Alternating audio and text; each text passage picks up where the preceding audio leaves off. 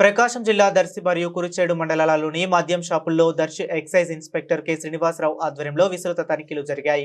ఈ సందర్భంగా కె శ్రీనివాసరావు మాట్లాడుతూ ఏవైనా కల్తీ మద్యం, నకిలీ మద్యం లేదా అక్రమ మద్యం అమ్మకాలు జరుగుతున్నట్లు సమాచారం లేదని, గత 11 నెలల్లో బెల్టు షాపులపై దాడులు చేసి 118 షాపుల యజమానులపై కేసులు నమోదు చేసినట్లు తెలిపారు. సుమారు 1290 మద్యం సీసాలు స్వాధీనం చేసుకున్నట్లు, బహిరంగ ప్రదేశాల్లో మద్యం తాగిన 117 మందిపై 29 కేసులు నమోదు చేసినట్లు తెలిపారు. ఆంధ్రప్రదేశ్ ప్రభుత్వ బేవరేజెస్ కార్పొరేషన్ ద్వారా సరఫరా చేయబడిన మద్యం మాత్రమే దర్శి ఎక్సైజ్ పరిధిలో విక్రయించబడుతుంది.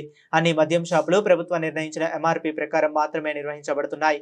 అలాగే ఎవరైనా మద్యం షాపు యజమానులు అక్రమంగా బెల్ట్ షాపులకు మద్యం సరఫరా చేసినట్లయితే వారికి కఠిన చర్యలు తీసుకుంటామని హెచ్చరించారు. వారి వెంట దర్శి ఎక్సైజ్ శాఖ sub inspector V R Satyanarayana Rao, Sheikh Yusuf Sharif, Darsi excise station సిబ్బంది ఎస్ శ్రీనివాసులు, నాగరాజు పాల్గొన్నారు.